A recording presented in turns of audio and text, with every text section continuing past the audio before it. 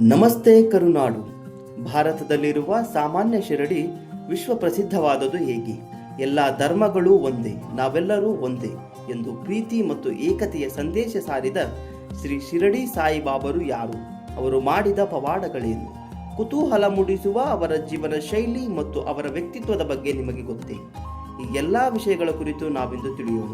ನೀವಿನ್ನು ಕರುನಾಡ ಕುಸುಮ ಚಾನೆಲ್ಗೆ ಹೊಸಬರಾಗಿದ್ದರೆ ದಯವಿಟ್ಟು ಲೈಕ್, ಶೇರ್, ಸಬ್ಸ್ಕ್ರೈಬ್ ಮಾಡಿ. ನಿಮ್ಮ ಪ್ರೋತ್ಸಾಹವೇ ನಮ್ಮ ಭರವಸೆ. ಸಾಯಿಬಾಬಾರ ನಿಜವಾದ ಹುಟ್ಟಿನ ಬಗ್ಗೆ ಯಾರಿಗೂ ಸ್ಪಷ್ಟವಾಗಿ ತಿಳಿದಿಲ್ಲ. ಅವರು ತಮ್ಮ ಮೂಲ ಮತ್ತು ಜಾತಿಯ ಬಗ್ಗೆ ಎಂದಿಗೂ ಮಾತನಾಡಲಿಲ್ಲ.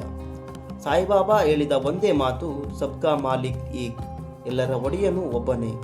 ಕ್ರಿಸ್ತಶಕ 1854 ಸುಮಾರಿಗೆ ಮಹಾರಾಷ್ಟ್ರದ ಶಿರಡಿ ಎಂಬ ಪುಟ್ಟ ಹಳ್ಳಿಯ ಗಡಿಯಲ್ಲಿ 16 ವರ್ಷದ ಯುವಕನೊಬ್ಬ ಪ್ರತ್ಯಕ್ಷನಾದ. ಆತ ಫಕೀರನ ವೇಷದಲ್ಲಿದ್ದ. ತಪಸ್ಸಿನ ತೇಜಸ್ಸು ಅವರ ಮುಖದಲ್ಲಿತ್ತು. ಆ ಯುವಕನು ಗ್ರಾಮದ ಹೊರಗಿದ್ದ ಬೇವಿನ ಮರದ ಕೆಳಗೆ ಬಿಸಿಲು, ಗಾಳಿ, ಮಳೆ ಯಾವುದಕ್ಕೂ ಅಂಜದೆ ಧ್ಯಾನದಲ್ಲಿ ಮಗ್ನನಾಗಿದ್ದ. ದಿನಗಟ್ಟಲೆ ನೀರು, ಆಹಾರವಿಲ್ಲದೆ ಧ್ಯಾನ ಮಾಡುತ್ತಿದ್ದ ಅವನ ಆಸನವನ್ನು ಕಂಡ ಹಳ್ಳಿಯ ಜನ ಬೆರಗಾದರು.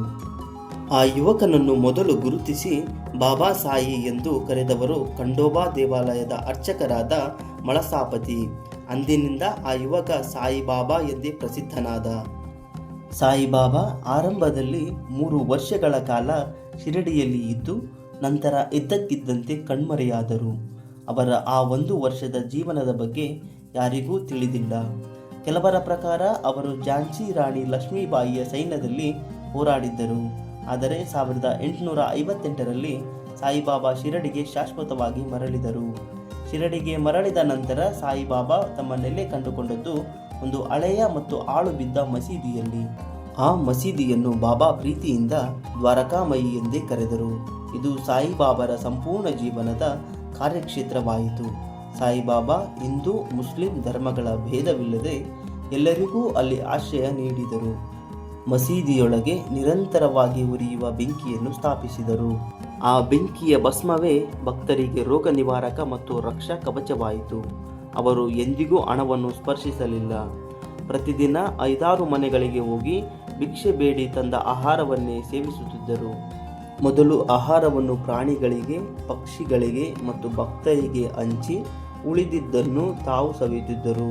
ಇದು ಇವರ ನಿಸ್ವಾರ್ಥ ಸೇವೆಯ ಪ್ರತೀಕವಾಗಿತ್ತು.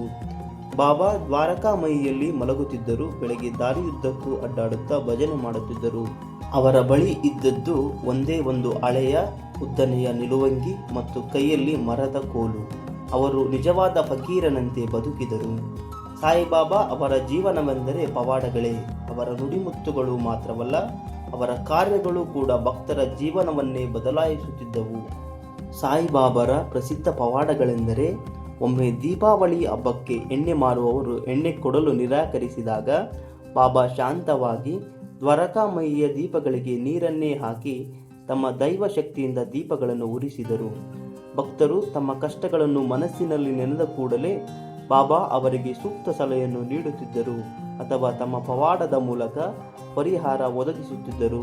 ಇದೇ ಅಂತರ್ಜ್ಞಾನದ ಪವಾಡ. ಭಕ್ತರ ಕಷ್ಟಗಳನ್ನು, ರೋಗಗಳನ್ನು ತಾವೇ ಸ್ವೀಕರಿಸಿ ಬೂದಿಯನ್ನು ಕೊಟ್ಟು ಅವರನ್ನು ಗುಣಪಡಿಸುತ್ತಿದ್ದರು. ರೋಗಗಳನ್ನು ಗುಣಪಡಿಸುವ ಅವರ ಶಕ್ತಿ ಅಪಾರವಾಗಿತ್ತು. ಬಾಬಾ ಒಂದೇ ಸಮಯದಲ್ಲಿ ಬೇರೆ ಬೇರೆ ನಗರಗಳಲ್ಲಿ ತಮ್ಮ ಭಕ್ತರಿಗೆ ಕಾಣಿಸಿಕೊಂಡು ರಕ್ಷಣೆ ನೀಡಿದ ಅನೇಕ ಘಟನೆಗಳಿವೆ. ಇದೇ ದ್ವಿಪ್ರತ್ಯಕ್ಷ ಪವಾಡ. ಒಮ್ಮೆ ಭಾರೀ ಮಳೆ ಬಂದಾಗ ಬಾಬಾ ಹೊರಗೆ ಬಂದು ಆಕಾಶವನ್ನು ನೋಡಿ ಸಾಕು ಮಾಲಿಕ್ ಎಂದು ಹೇಳಿದ ಕೂಡಲೇ ಮಳೆ ನಿಂತು ಹೋಯಿತು. ಸಾಯಿಬಾಬಾರ ಸಂದೇಶವು ಸರಳ ಮತ್ತು ಸಾರ್ವಕಾಲಿಕ.